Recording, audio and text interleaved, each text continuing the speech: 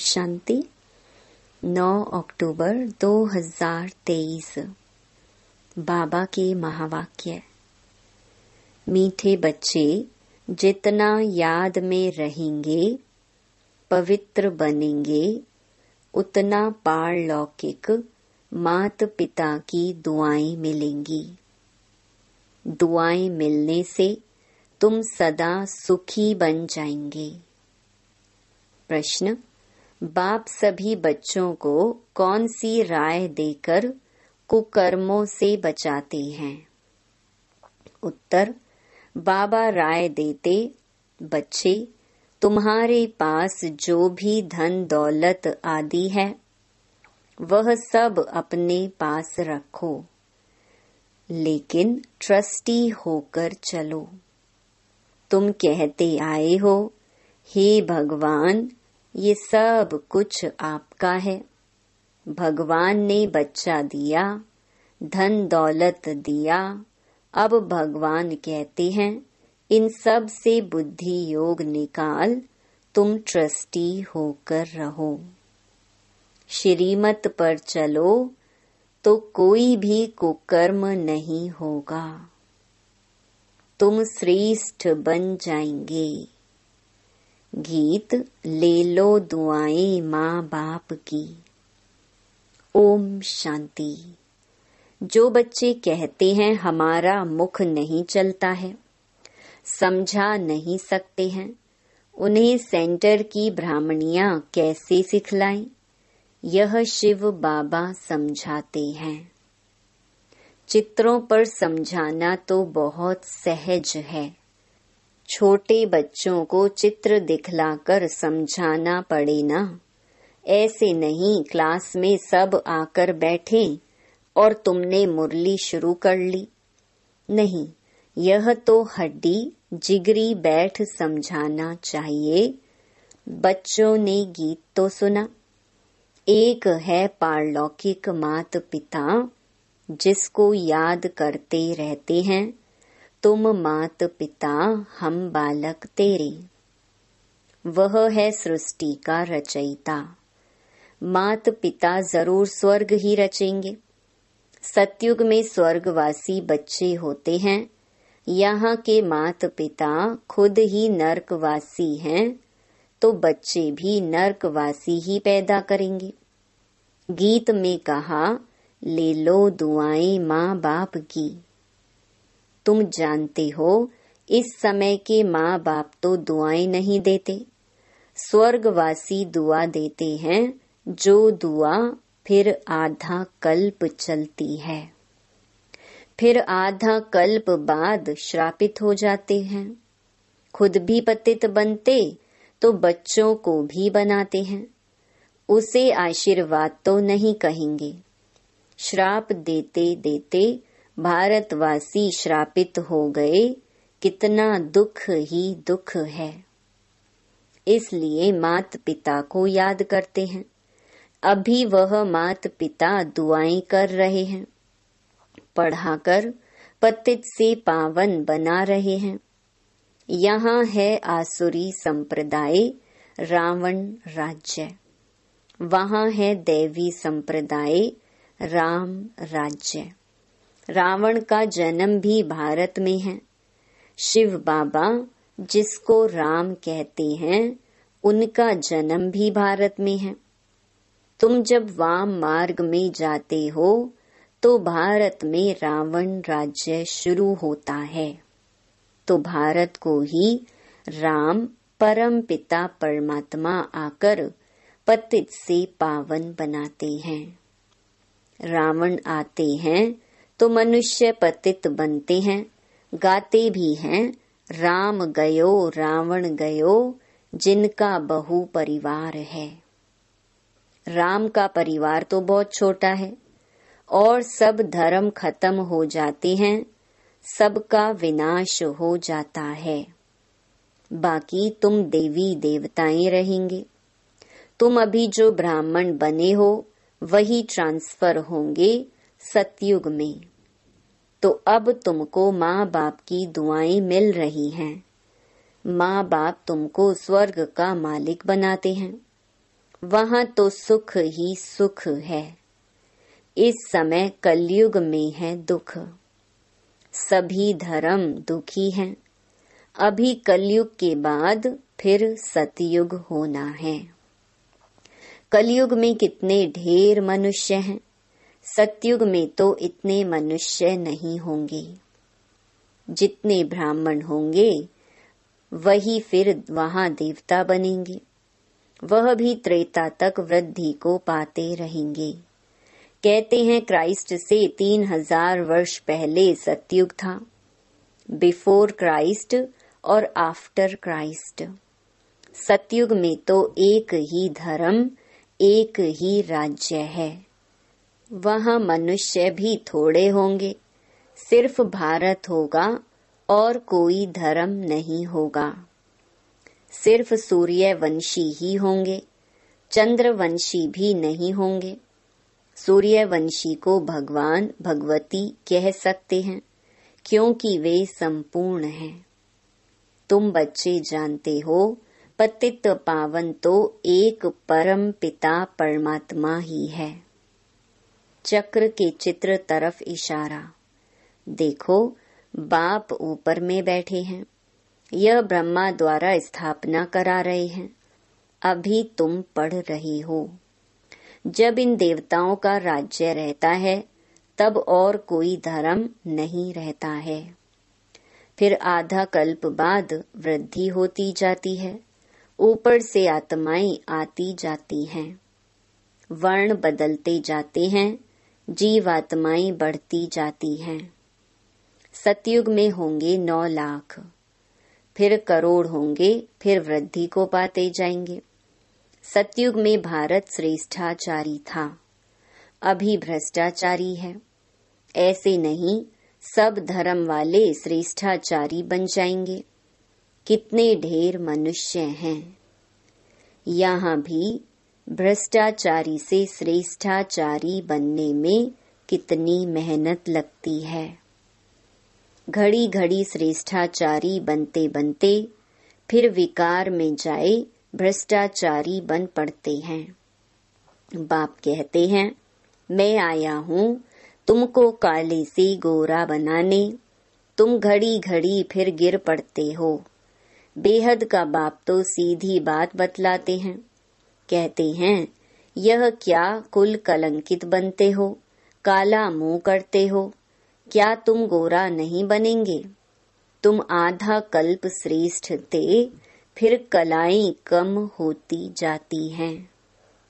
कलयुग अंत में तो कलाएं एकदम पूरी खत्म हो जाती हैं। सतयुग में सिर्फ एक ही भारत था, अभी तो सब धर्म है।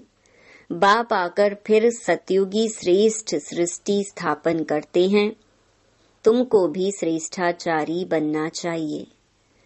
श्रेष्ठाचारी कौन आकर बनाते हैं? बाप है ही गरीब निवाज। पैसे की बात नहीं, बेहद के बाप के पास श्रेष्ठ बनने आते हैं तो भी लोग कहते हैं, तुम यहाँ क्यों जाते हो? कितने विघ्न डालते हैं। तुम जानते हो, इस रुद्र ज्ञान यज्ञ में असुरों के विघ्न बहुत पड़ते हैं। अबलाओं पर अत्याचार होते हैं। कोई फिर स्त्रियां भी बहुत तंग करती हैं। विकार के लिए शादी करते हैं। अब बाप काम चिता से उतार ज्ञान चिता पर बिठाते हैं। जन्म जन्मांतर का कॉन्ट्रैक्ट है। इस समय है ही रावण राज्य। गवर्नमेंट कितने शादमाने करती है। रावण को जलाते हैं, खेल देखने जाते हैं। अब यह रावण कहाँ से आया?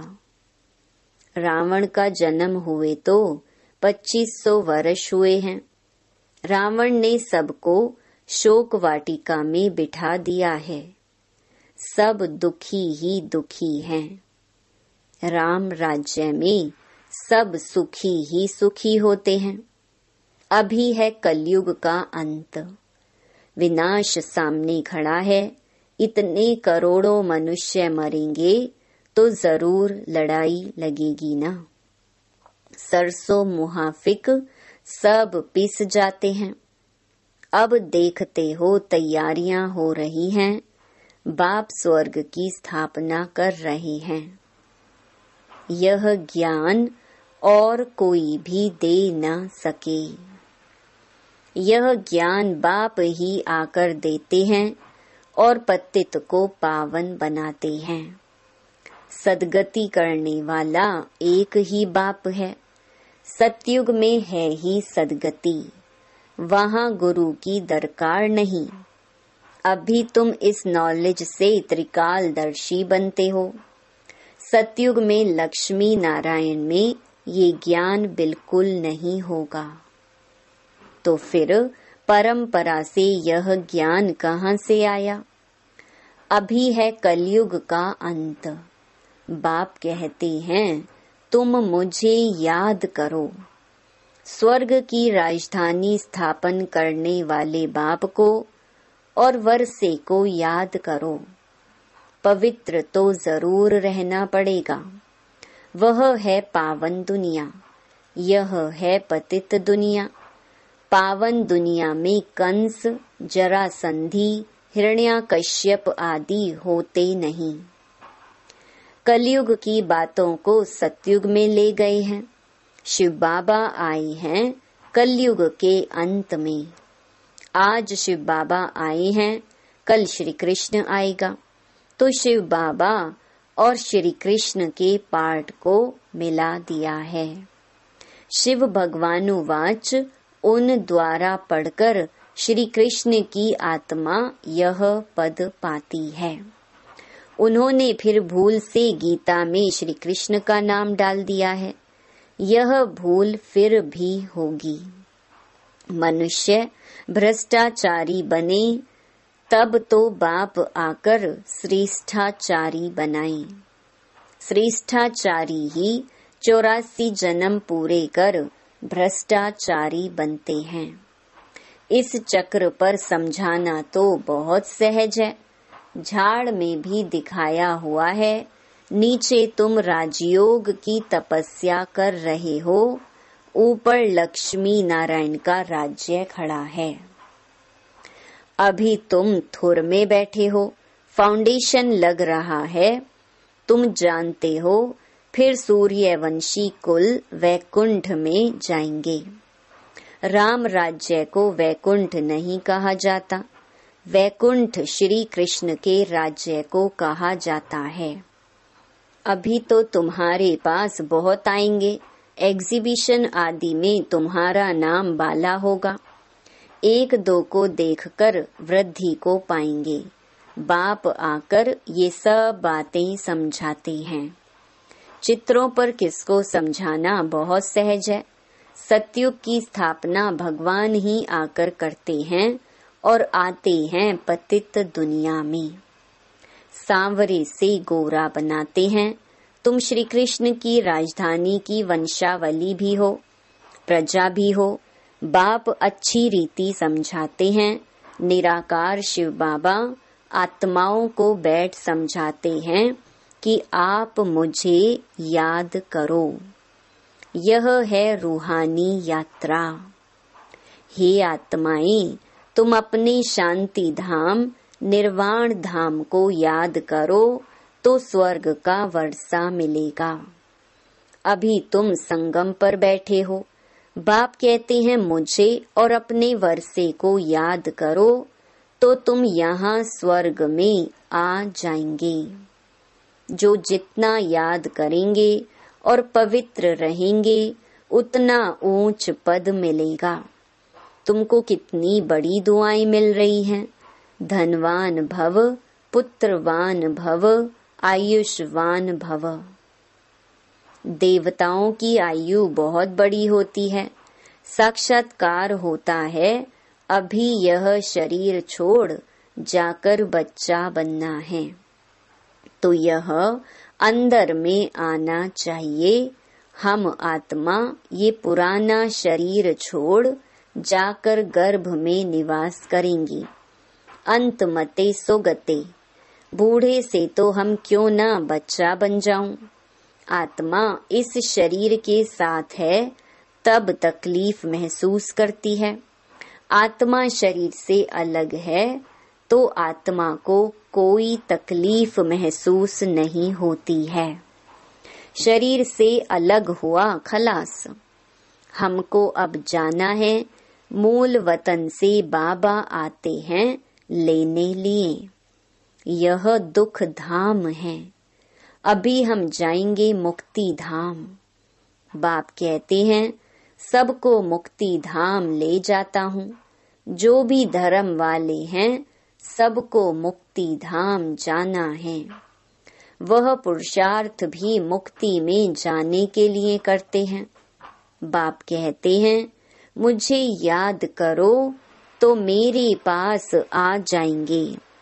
बाबा को याद कर भोजन खाओ तो तुमको ताकत मिलेगी। अशरीरी होकर तुम पैदल आबू रोड तक चले जाओ, कभी तुमको कुछ भी थकावट नहीं होगी। बाबा शुरू में यह प्रैक्टिस कराते थे। समझते थे हम आत्मा हैं, बहुत हल्के होकर पैदल चले जाते थे, कुछ भी थकावट नहीं होती थी। शरीर बिगड़ तुम आत्मा तो सेकंड में बाबा पास पहुंच सकती हो। यहाँ एक शरीर छोड़ा, सेकंड में जाकर लंदन में जन्म लेते हैं। आत्मा जैसी तीखी और कोई चीज होती नहीं। तो अब बाप कहते हैं बच्चे हम तुमको लेने लिए आए हैं, अब मुझ बाबा को याद करो। अभी तुमको प्रैक्टिकल में बेहद के पारलौकिक बाप की दुआएं मिल रही हैं। बाप बच्चों को श्रेष्ठ ते श्रेष्ठ मत दे रही हैं। धन दौलत आदि सब तुम अपने पास रखो, सिर्फ ट्रस्टी होकर चलो। तुम कहते भी आए हो हे भगवान यह सब कुछ आपका है। भगवान ने बच्चा दिया, भगवान ने यह धन दौलत दिया। अच्छा फिर भगवान आकर कहते हैं इन सब से बुद्धि योग निकाल, तुम ट्रस्टी होकर चलो। श्रीमत पर चलो तो बाप को मालूम पड़ेगा तुम कोई कुकर्म तो नहीं करते हो। श्रीमत पर चलने से ही तुम श्रेष्ठ बनेंगे। आसुरी मत पर चलने से तुम भ्रष्ट बने हो। आधा कल्प तुमको भ्रष्ट बनने में लगा है। 16 कला से फिर 14 कला बनते हो, फिर धीरे धीरे कलाएं कम होती जाती हैं। तो इसमें टाइम लगता है ना। अच्छा मीठे मीठे सिकिलधे बच्चों प्रति माता पिता बाप दादा का याद प्यार और गुड मॉर्निंग। रूहानी बाप की रूहानी बच्चों को नमस्ते। धारणा के लिए मुख्य सार। पहला, चलते फिरते अशरीरी बनने का अभ्यास करना है। भोजन एक बाप की याद में खाना है। दूसरा, माता पिता की दुआएं लेनी है, ट्रस्टी होकर रहना है। कोई भी कुकर्म नहीं करना है। वरदान, अनासक्त बन लौकिक को संतुष्ट करते भी ईश्वरीय कमाई जमा करने वाले राज युक्त भव। कई बच्चे लौकिक कार्य, लौकिक प्रवृत्ति, लौकिक संबंध संपर्क निभाते हुए अपनी विशाल बुद्धि से सबको संतुष्ट भी करते और ईश्वरीय कमाई का राज जानते हुए विशेष हिस्सा भी निकाल लेते। ऐसे एक नामी और इकोनॉमी वाले अनासक्त बच्चे हैं जो सर्व खजाने समय, शक्तियां और स्थूल धन को लौकिक से इकोनॉमी कर अलौकिक कार्य में फ्राक दिली से लगाते हैं। ऐसे युक्ति युक्त राज युक्त बच्चे ही महिमा योग्य हैं। स्लोगन: स्मृति स्वरूप बनकर हर कर्म करने वाले ही प्रकाश स्तंभ लाइट हाउस बनते हैं। ओम शांति।